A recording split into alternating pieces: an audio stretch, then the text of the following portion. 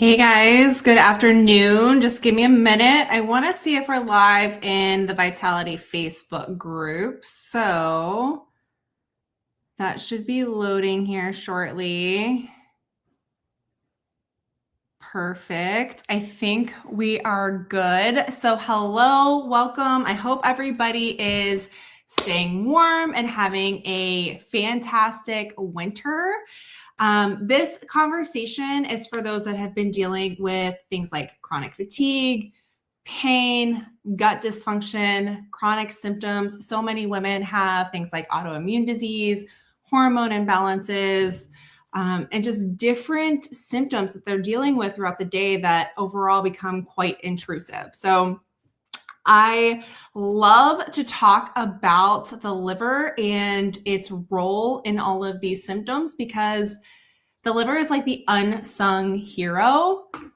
Hold on, I did forget. Let's see here. I got to go live on Instagram. Perfect. Okay, so the liver is the unsung hero in the body, and there are so many different roles that the liver has, and we really don't think about them day in and day out. So this conversation is about understanding the liver, how it becomes overloaded, and how that plays a role in chronic symptoms, particularly the things like the chronic pain, fatigue, so on and so forth. So when we support the liver, we can actually transform our life, our experience in life, and our enjoyment in life. And I am a testament to this because supporting the liver has been an integral role in my own healing on my own journey. So whenever I am in some sort of flare, I do return to liver support, and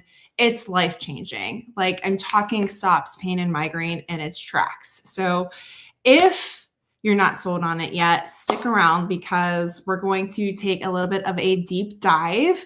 And before we get started, if you want some more information, more support, comment liver, DM me, and I will send you my free liver love guide with a 40 recipe pack, as well as a liver love mini course. So just comment, I'll send that out to you whenever you comment, sometime after this live. But going back to the topic at hand, most people think that the liver is just a detox organ, but the reality is the liver actually performs hundreds of functions day in and day out. We're going to dive into that a little bit more, but when the liver's overburdened, it's not going to show up as liver pain, right?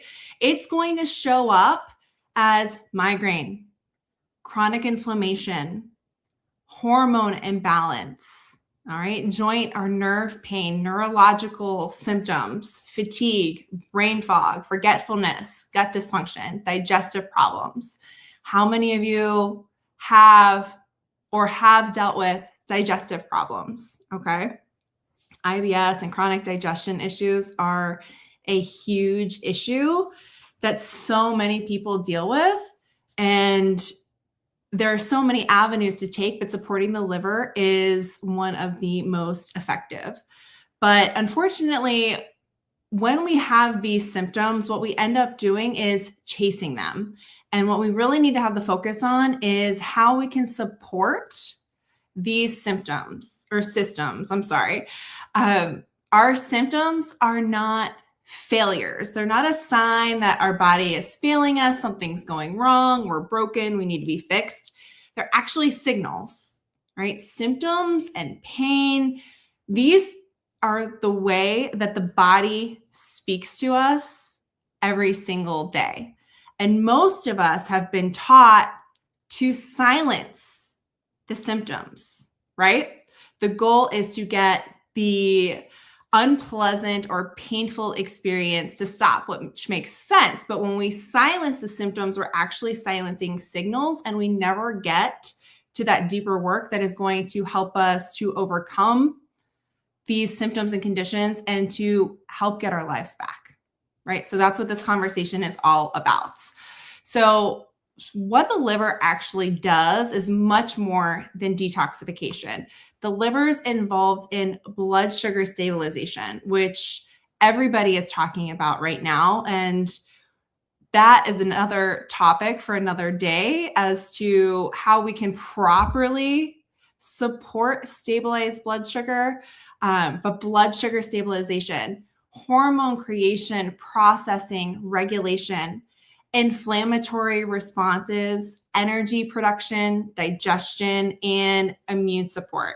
So all of these things are something that the liver does silently day in and day out, and it doesn't get a whole lot of attention.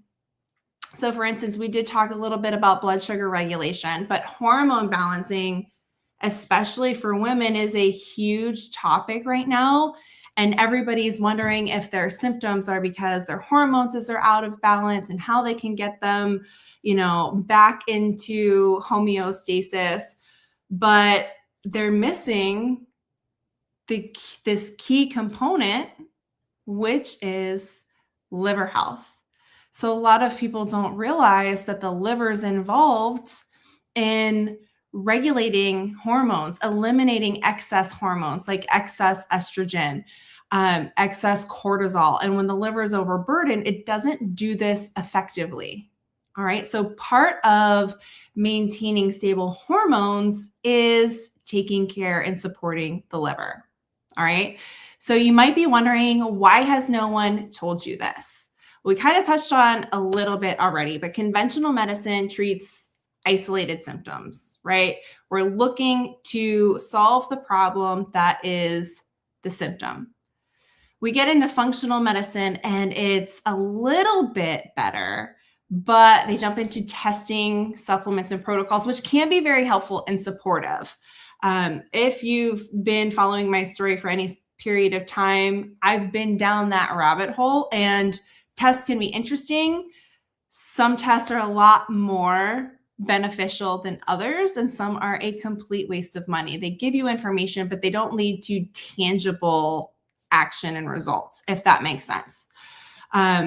And then there's diet culture, right? So we're focused on discipline, restriction, and control. If we can only control these factors, then things should get better. And that's not necessarily the case. All right.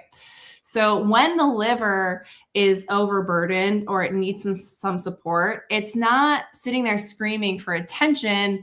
The body's compensating until it has to express the stress that it's under in another fashion, which is the symptoms that we experience on a daily basis. So at this point, maybe you have some ideas of how the liver becomes overburdened in the first place. Maybe you're not so sure. There's a lot of noise out there about cleanses and detoxes and water fasting and juice fasting. And this isn't about any of that. This is about common sense liver support that you can strategically implement in your life and to help your liver to become less burdened. On the other hand, we hear people that are talking about, oh, the liver doesn't need support. It does what it needs to do day in and day out. And there's no reason for any of these things. And one thing I would like to offer is think about your job. Maybe you work, maybe you don't. But if you've ever had a job, you've got a specific role to play. And sometimes you've got multiple roles to play within the job that you've been given. If you're a business owner, you've got all of the hats to wear, right? When your boss, or if you own your own business, when you pile on more tasks and your desk is 2 feet high and paperwork that needs to be taken care of and your calendar is completely full, eventually you become burnt out. Something's got to give. Something doesn't get done. Something gets pushed. You can only do so much. And that's basically what is going on with our liver. We have more exposures than ever before in history. Constant bombardment with either chemicals or things in our food, different pathogens, all of these things have to be processed by the liver. So if we're overloading it, eventually something's got to give. All right. And it's not necessarily about you doing anything wrong. It's just the world that we live in. All right. We're living in 2026. There's constant nervous system overwhelm, food noise all over the place, chronic stress, alerts up, down, left, and right on every device that we have. All right. We are skipping meals, rushing. There's the low carb trend. All of these different things cause the liver to be overwhelmed.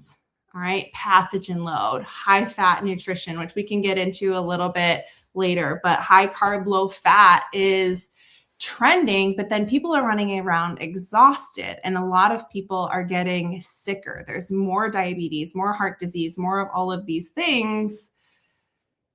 When if we made a shift, then these things can begin to resolve. All right.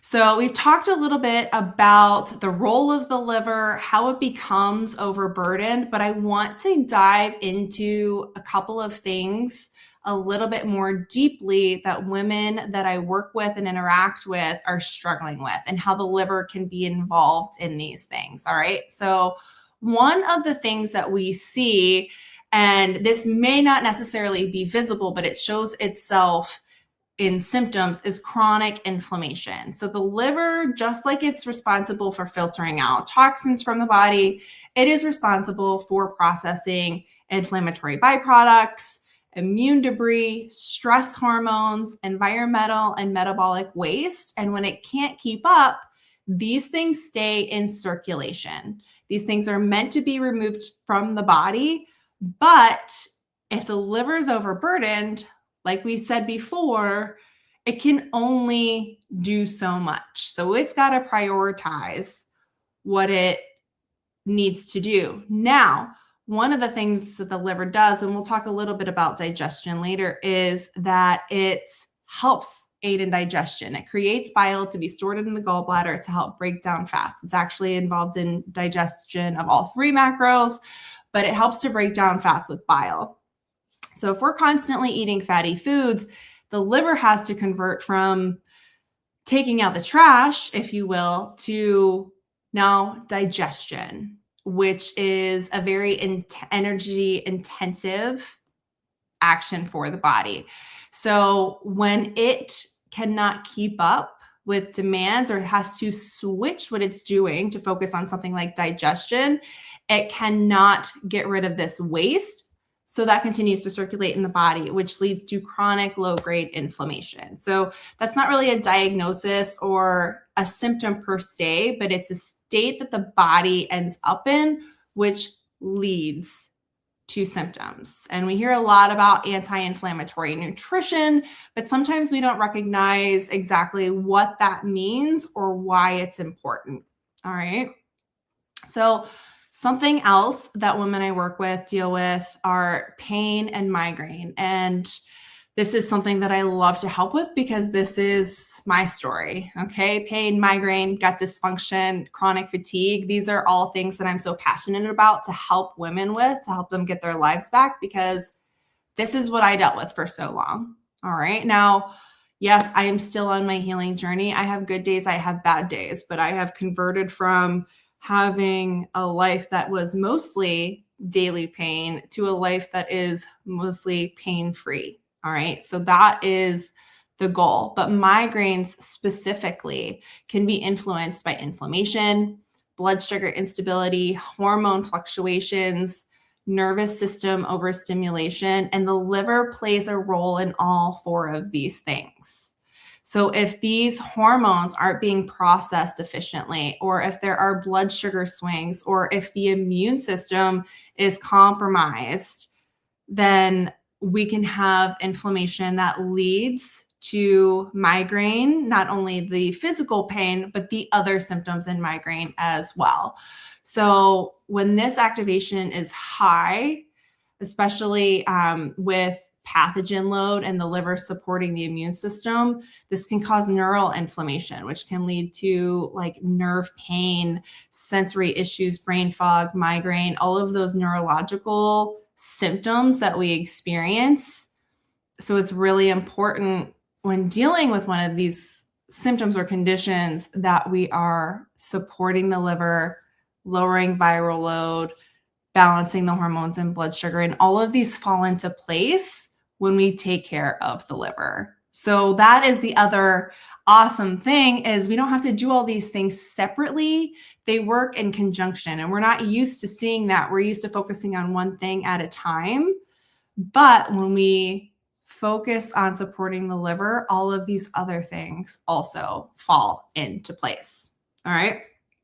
The other thing, or not the other thing, but another thing that I want to touch on is fatigue and poor sleep. So these are super common. And, I could easily say, just go ahead and clean up your sleep hygiene, but that's not necessarily helpful for everyone, right? And it's not necessarily just because you're getting older or you're doing too much. It's oftentimes because of all of the systems that the liver supports, like blood sugar, stress hormones, inflammatory signaling. This can actually lead to poor nighttime recovery and poor sleep. So you might have heard, the liver window, it's like 1 to 3 or 4 a.m. If you're waking up in that time, it can often be a sign that your liver loves some TLC. Not guaranteed, but it can be a sign because blood sugar is fluctuating, the liver is working during that time. So sleep can definitely be impacted by the state of the liver, and that can lead to fatigue throughout the day, as well as some other symptoms that we experience throughout the day due to sleep. So that's that. Moving on, the liver and the immune system and pathogens. So this is actually a huge piece because we know that viruses and bacteria of the pathogenic variety, of course, there are beneficial bacteria, and we are actually comprised of more bacterial DNA than human DNA, which is just like mind-blowing. But in any event, viral and bacteria byproducts need to leave the system. And we actually see this in things like the big C, that occurred in 2020. I don't know if we can say that online yet, but, I'm just going to play it safe. These byproducts actually can, again, cause inflammation. When these circulate in the system, not only the byproducts, but the pathogens themselves, they can cause neural inflammation. They can cause joint pain. They can cause inflammatory signaling. And again, when the liver is overburdened, these pathogens and immune stress stay high.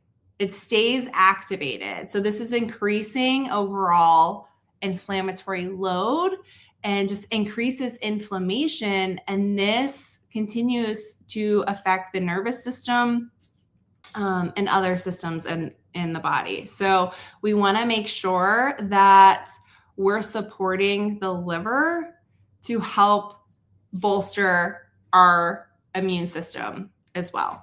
Okay.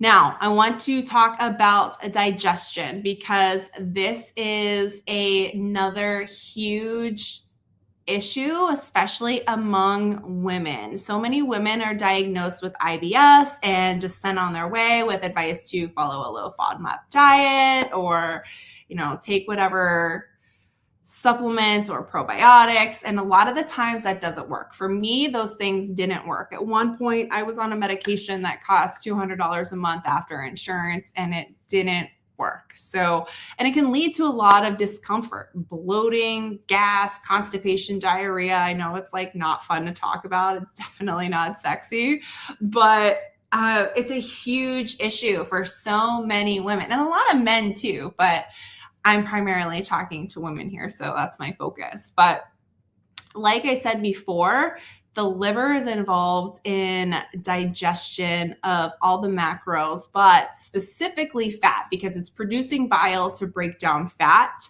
And every time we eat a fatty food, it's going to signal bile release. So if there is an issue with sluggish bile flow, or you don't have a gallbladder, or just generally overwhelmed with fatty foods, we can end up having those symptoms of bloating, constipation and diarrhea, reflux, food sensitivity, like gastrointestinal distress, like all these things that are super uncomfortable, and they don't have to be. And to be frank, usually things like low FODMAP diets don't really do the trick. Probiotics can be mildly beneficial, but there's so much to that as well. You know, are they surviving the hydrochloric acid in the gut? Are they the right strains that you actually need? So there's a lot of different players when it comes to supplements and things like that. But when we support the liver and we're not bombarding it with fat, we're actually, you know, overeating fat big time. And that people might come out of the woodwork with their pitchforks, but we consume in general over 40% of our calories from fat, which from a liver support perspective is huge. It's massive. But if we're looking at it from, oh my gosh, I just lost my train of thought. I had a major brain fart. I had another tangent that I was going to go on from there. Weight loss perspective.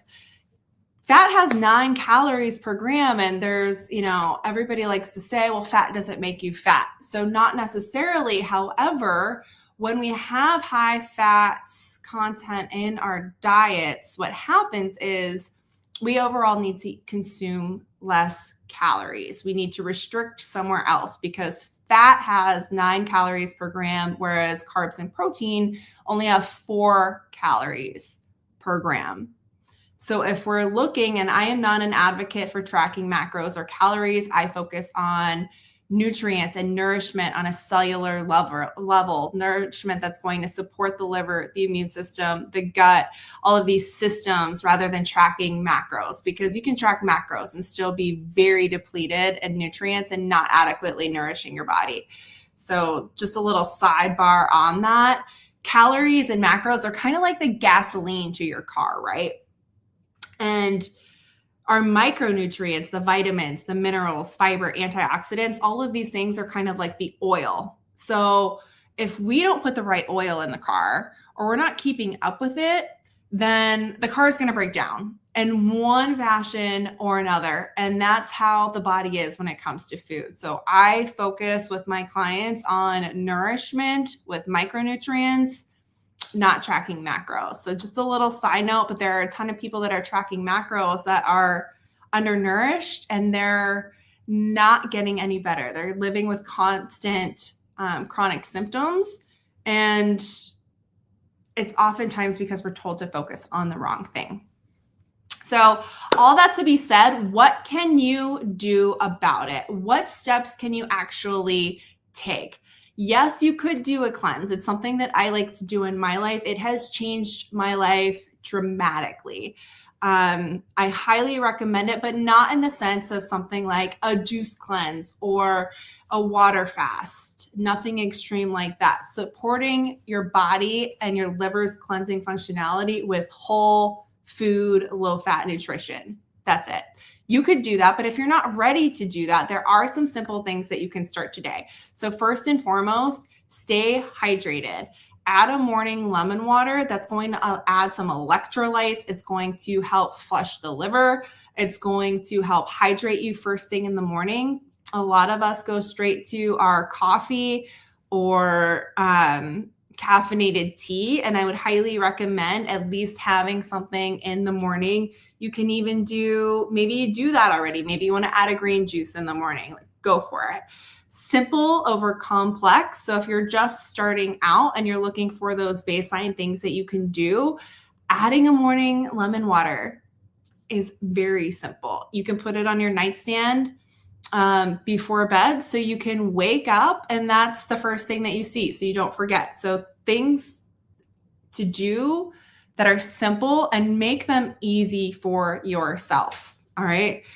Obviously, there's reducing or eliminating alcohol.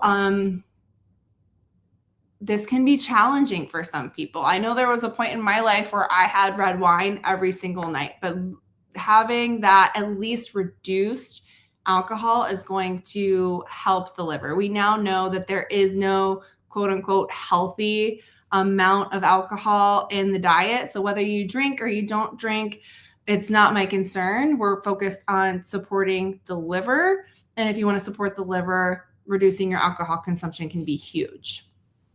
So reducing alcohol, having that morning lemon water, focusing on low-fat whole foods is also huge. We already went over why this is important and the liver's role in digestion, but something that you can try doing is just going fat-free in the morning.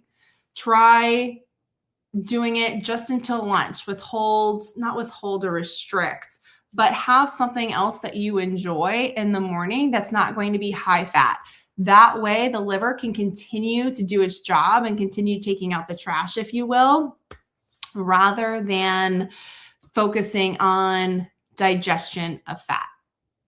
Another thing that you can do is focus on gentle movement, going for walks, moving your body, dry brushing, stretching, even small movements. Or, if you've got chronic pain, even doing some physical therapy, something gentle that is not going to cause stress or inflammation is wildly beneficial. And a lot of us, myself included, believe or have been taught to believe that it's not an effective workout or movement routine if you're not sweating or you're not doing HIIT or CrossFit or kickboxing or one of these high intensity workouts, and that's simply not the case, right? Sometimes less is more, especially if you're dealing with chronic symptoms. We want to lower inflammation and promote health, not necessarily jump into something stressful that is going to end up causing more inflammation in the body, which leads me to stress management. And we hear this all the time, lower your stress levels. How are you managing stress? And it's brought up, and then there's not a whole lot of guidance, but some things that you can do is deep breathing or meditation. Some people have a tough time getting into meditation.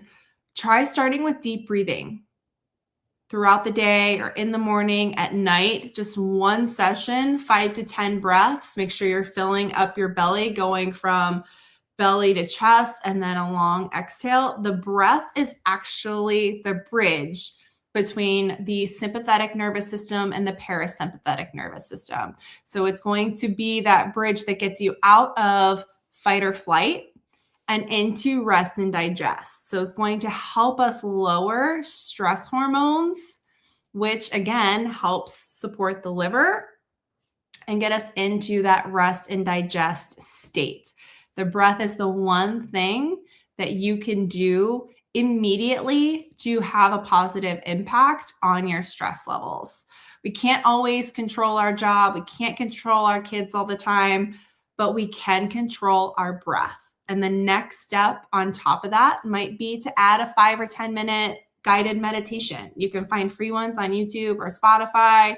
I'll be creating several of them in the upcoming year that I'd like to offer to my clients, but having those as go-tos so you can pop it out and it's simple for you. So again, this is about simplicity, and there was a lot of information, but you don't have to do all of the things. If you picked 1 to 3 things that you can implement daily, that is supporting your body, whether it feels too simple or too good to be true or not, whether that's having, your morning water, doing and just doing some deep breathing throughout the day.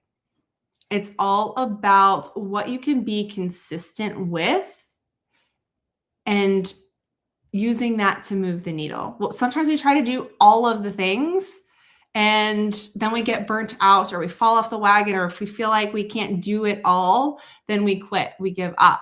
Pick 1 to 3 things. Maybe just start with the morning lemon water. All right.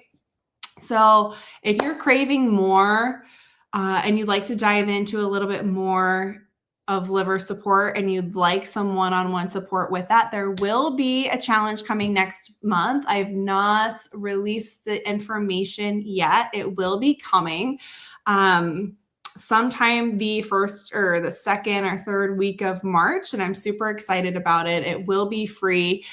And I'd love for you to join me if you are interested, if this resonated with you. I'm super excited. I love the last challenge that we did in the fall.